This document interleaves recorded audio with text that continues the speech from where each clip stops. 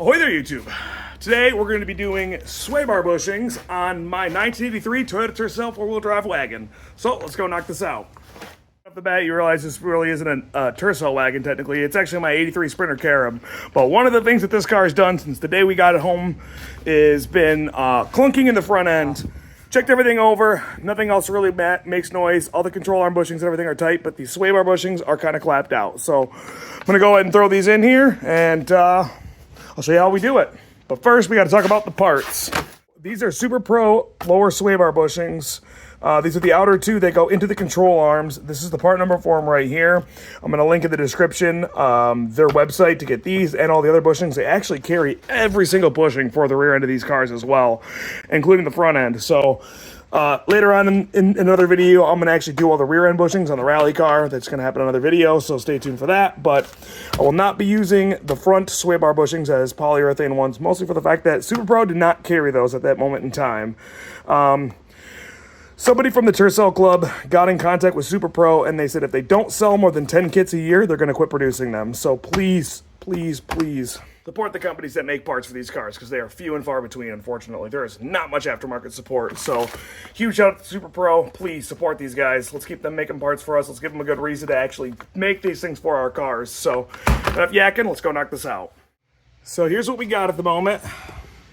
These are probably the original bushings, so they are pretty well past their prime. So we're going to go ahead, and one of the first things you want to actually do, nobody carries these sway bars anymore, so if you break this, you are not in good shape. So we're going to go ahead and soak this thing with some penetrating oil and let this get a good amount of time to eat in there. We'll let that soak. I'm going to go ahead and do this to the other side as well, and then we're going to hop up front. So here are the other bushings that I will be changing out. As you can see, these are also in not great shape. So these are a 14 millimeter. So I'm gonna go ahead and just pop these off first, and then after these are off, I'm gonna pop off the rear ones. So there's two of these. This is right by the front factory skid plate, right behind this little shield guard right there. Just following it along, it's literally right there. So real easy to find. Loud noises.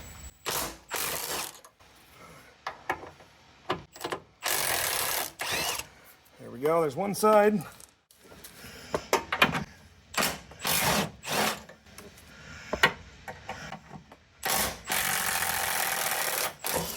There we go.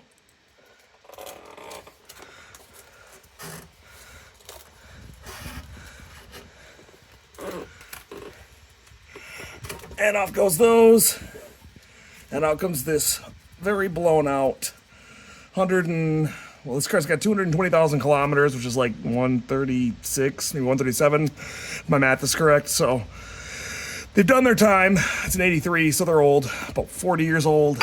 These right here are 19 millimeter. I believe you can see how far this one started in there. That they've probably been tightening it up just to kind of get the clunk to go away. But obviously that doesn't work. So we're gonna go ahead and pop this off now. And like I said, nobody makes these sway bars. So please lube the crap out of this thing. Do not let it break. All four bolts out of the both sway bars there and the end nuts off that. I gotta go ahead and drop this skid plate down in order to get the sway bar to actually come free. This is actually metal. These are metal in Japan. And in America, they're plastic. Kind of crappy that we got the crappy version, but oh well.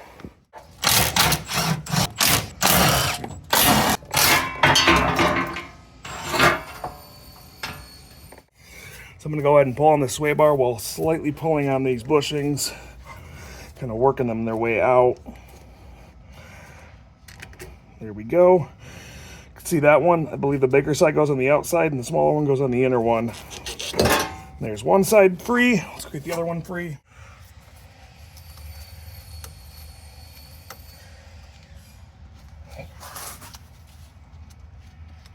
There we go.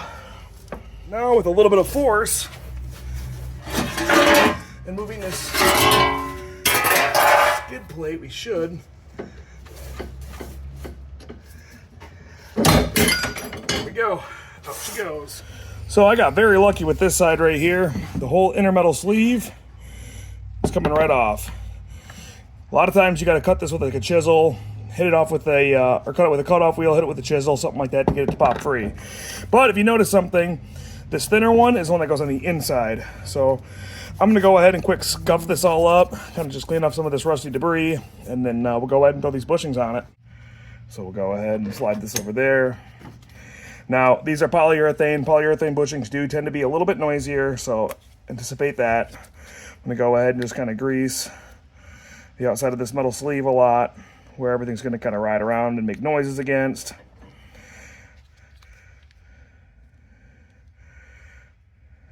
And for fun, I'm gonna put a little underneath there. I doubt it's gonna really do anything, but it makes me feel better. And that's what matters. It's my car, right? Okay. So it looks like we are not as lucky on this side. This is probably the side that was the bad one. So that is why it is. Oh, we're not as lucky with this side, but we get to get lucky with one side, so I'll take that win. So there is a slight notch on the top right here. I'm going to start out by spraying this with penetrating oil, and I'm going to knock in that notch with a chisel at an angle and see if I get lucky before I go ahead and get a cutoff wheel and everything out. Another thing you could also use is soak it in automatic transmission fluid. Automatic transmission fluid has a ton of detergents in it, and it's actually really good for breaking away lots of rust. So something to consider if you're having good luck with this method. All right, let's go ahead and try and get lucky.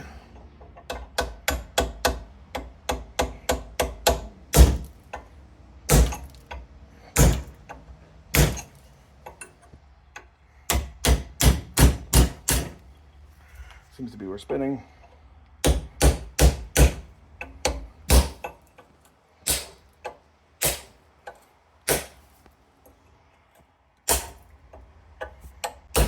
Starting to move. Just gotta get some of this rust broken out of here so it moves away.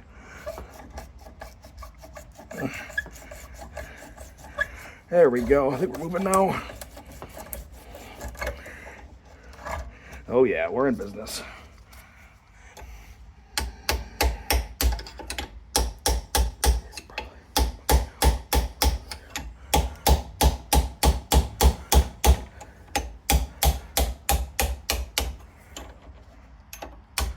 Hooray!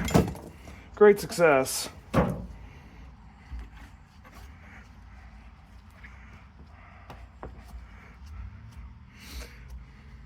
Right, we got both sides on. Sway bar is well lubed with the stuff that comes with. We're gonna go ahead and slide this thing back in. So in order to get this sway bar to fit back in, you could do this with the tires on it, but I just went ahead and took a couple jacks and I jacked up underneath the ball joints on both sides. That should give me enough room.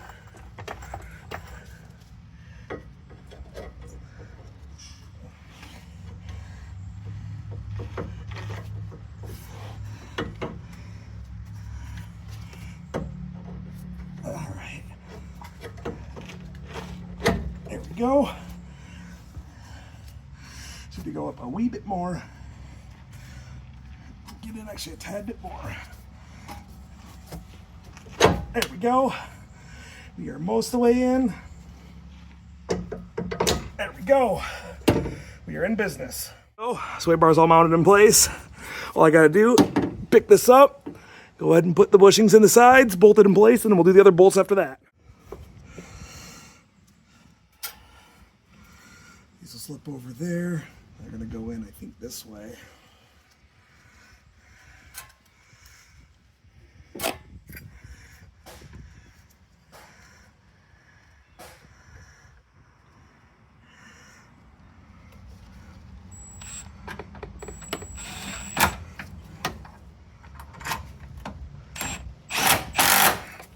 All right, we got them started over here. Let's go start the other side. There we go.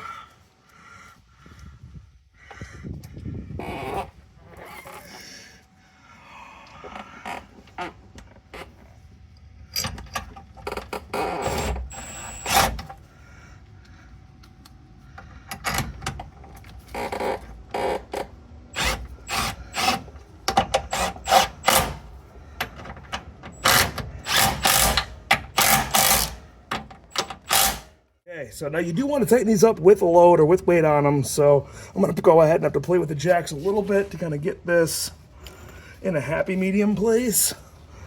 But once we get everything all squared away, we will be good to go ahead and tighten it up.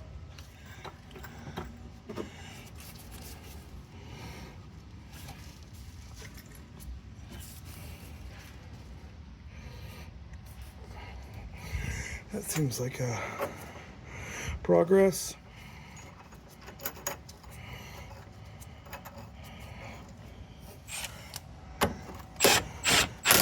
Okay. Before we go ahead and kill this one, I'm gonna go get the other side on. I'm gonna add a little more grease on this side. Now we'll go ahead and do the same thing over here. Gonna play with it a little bit, figure out where we want them to go, and get the start inside of here.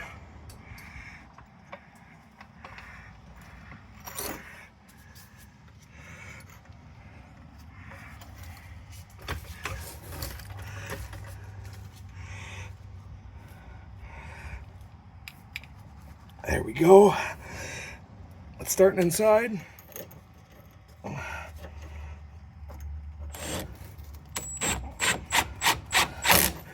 Okay. Now, we want to make sure we got weight on it, which we do. I'm